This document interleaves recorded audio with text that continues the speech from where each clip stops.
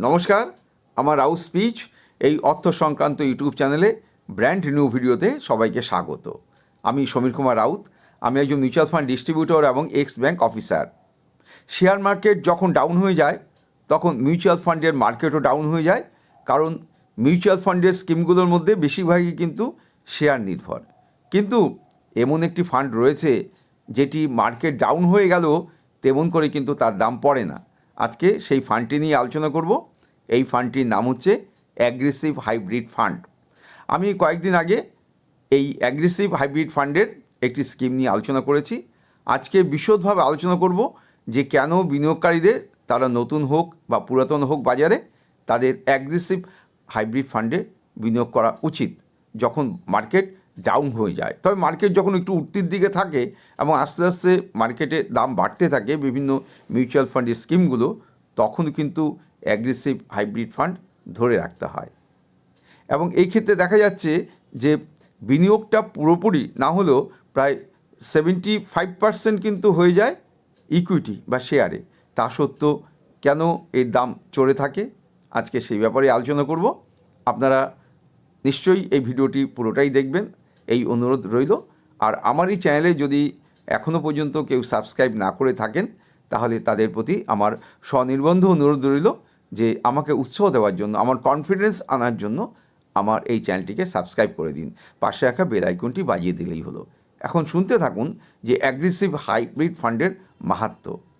Aggressive hybrid নিয়ে আলোচনা শুরুতেই ক্যাটাগরি অ্যাভারেজের প্রথম 10টি মিউচুয়াল ফান্ডের যে স্কিম রয়েছে সেই স্কিমগুলোর নাম প্রথমেই বলে দিই। প্রথমেই হচ্ছে এইচডিএফসি হাইব্রিড ইকুইটি ফান্ড, তারপর রয়েছে SBI equity hybrid fund, ICICI Prudential equity and debt fund, Kotak equity hybrid fund, Axis hybrid fund, Mirae asset hybrid equity fund, Canara Robeco equity hybrid fund, DSP equity and bond fund, Tata hybrid equity fund, আর Edelweiss aggressive hybrid fund. দেখুন, ডিএসপির যে স্কিমটি রয়েছে তার মধ্যে বলা আছে bond. এডেলওয়েজ যে স্কিমটি রয়েছে মিউচুয়াল ফান্ডের, তার আগেই বলা আছে অ্যাগ্রেসিভ হাইব্রিড ফান্ড। এবং দেখতে পাচ্ছি যে অ্যাক্সিস মিউচুয়াল ফান্ডের যে স্কিমটি অ্যাগ্রেসিভ হাইব্রিড ফান্ড, তাতে বলা আছে শুধু হাইব্রিড ফান্ড। কিন্তু এই ফান্ডগুলোর যে নেচার সেটা হচ্ছে অ্যাগ্রেসিভ হাইব্রিড ফান্ড। এই 10টি ফান্ডকে আমি আলোচনায় প্রথম টেনে নিচ্ছি। ফান্ড ম্যানেজাররা অ্যাগ্রেসিভ হাইব্রিড ফান্ডের বিভিন্ন স্কিমগুলোতে বিনিয়োগকারীরা যে টাকা বিনিয়োগ করছেন, সেই টাকা তারা মূলত দুটি অ্যাসেট ক্লাসে বিনিয়োগ করেন। প্রথমটি হচ্ছে ডেট ফান্ড। এই ডেট ফান্ডে তারা 20% থেকে 35% টাকা বিনিয়োগ করে থাকেন। এবং মূলত দেখতে পাচ্ছি যে মানি মার্কেট যে ইনস্ট্রুমেন্টগুলো বাজারে রয়েছে, যেমন treasury bill, certificate of deposit, commercial paper, সেগুলোতেই কিন্তু তারা বিনিয়োগ করে থাকেন।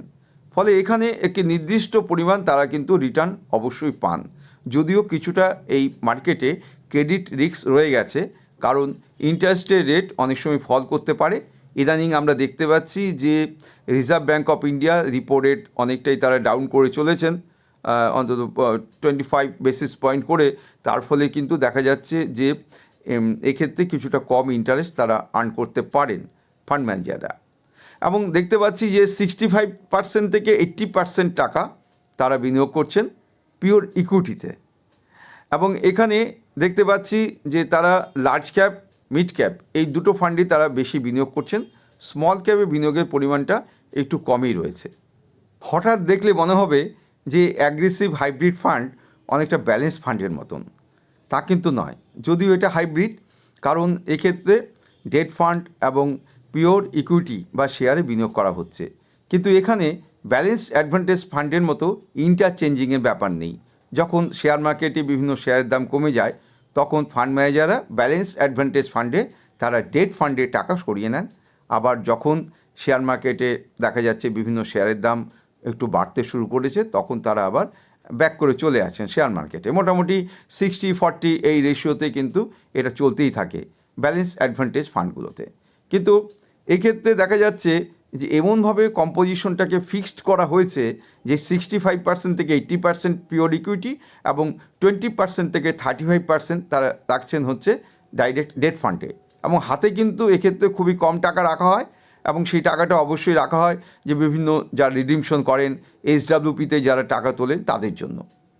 এবার আলোচনা করব যে এই ফান্ডের ক্ষেত্রে কী কী বৈশিষ্ট্য রয়ে গেছে। আমরা দেখতে পাচ্ছি যে প্রথমত আমি রিস্কের কথা বলবো।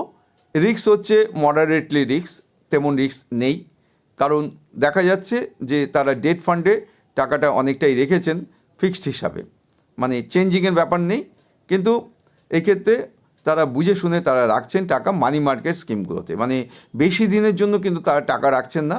মানি মার্কেট ইনস্ট্রুমেন্ট বলতেই বোঝায় 364 দিনের জন্য, লেস দেন 365 ডেজ। এবার বলি যে আর কি কি এর ক্যারেক্টারিস্টিক্সটা রয়ে গেছে। প্রথমে তো বললাম যে রিস্ক রয়েছে মডারেটলি হাই রিস্ক রয়েছে। এবার রিটার্ন পোটেনশিয়াল কেমন আছে? রিটার্ন পোটেনশিয়াল এই ক্ষেত্রে ব্যালেন্সড অ্যাডভান্টেজ ফান্ড তার থেকে অনেকটাই বেশি আছে, কনজারভেটিভ ফান্ড থেকে তো বেশি থাকবেই, ফলে রিটার্ন কিন্তু সেইভাবেই দিয়ে আসছে। এবং আপনারা যদি এই 10টি যে স্কিমের নাম আমি উল্লেখ করেছি তার মধ্যে যদি আপনারা ওই প্রথম 4-5টি স্কিমগুলোকে দেখেন গুগলসে টাইপ করে যে গত 5 বছরে তারা কত রিটার্ন দিয়েছে, দেখবেন অনেকটাই রিটার্ন তারা দিয়েছে। যদিও বাজার তখন অনেকটাই বুলিশ ছিল, কিন্তু আমি আগেই বলেছি বাজার যখন ডাউন তখন কিন্তু এরা রিটার্ন মোটামুটি দিতেই থাকে, মানে নেগেটিভ হলেও অন্য অন্য asset large fund, large cap fund বা ফ্লেক্সি ক্যাপ ফান্ড এগুলোতে যতটা রিটার্ন দেবে তার থেকে কিন্তু এই ক্ষেত্রে রিটার্ন বেশি দেয় যখন মার্কেট ডাউন থাকে, এবং যখন মার্কেট অনেকটা উঁচুতে তখনও কিন্তু ভালো রিটার্ন দিয়েছে। সেটা আপনারা স্টাডি করলে বুঝতে পারবেন, যেটা বললাম যে গুগলসে আপনারা টাইপ করে দেখুন কত 5 বছরের রিটার্ন। এবার বলছি যে ভোলাটিলিটি কিন্তু পিওর ইকুইটিতে যতটা ভোলাটিলিটি থাকে, বাজার উত্থান পতনের জন্য যতটা বিভিন্ন স্কিম ঘায়েল হয় সেটা কিন্তু নয়। এক্ষেত্রে ভোলাটিলিটি অনেকটাই কম, কারণ ডেট ফান্ডে টাকাটা অনেকটাই রেখেছে এবং সেটা হচ্ছে মিনিমাম সময়ের জন্য। আর কাদের প্রতি এটা উপযুক্ত? এটা উপযুক্ত হচ্ছে যারা 3 থেকে 5 বছর এখানে টাকা রাখবেন। আমি এর আগের যে স্কিম ফান্ডের কথা বলেছি এর আগের ভিডিওতে, সেটা হচ্ছে যে মাল্টি ক্যাপ অ্যালোকেশন ফান্ড, সেই ক্ষেত্রে মাল্টি অ্যাসেট অ্যালোকেশন ফান্ড, সেই ক্ষেত্রে 5 বছরের বেশি বলেছিলাম, কিন্তু এক্ষেত্রে কিন্তু 3 থেকে 5 বছর রাখলেই ঠিক আছে। আর এই ক্ষেত্রে এবার আমি বলি যে এই ফান্ডটির অবজেক্টিভস কী রয়েছে। অন্যান্য ফান্ডের মতো এই অ্যাগ্রেসিভ হাইব্রিড ফান্ড 3ভাবে রিটার্ন জেনারেট করে।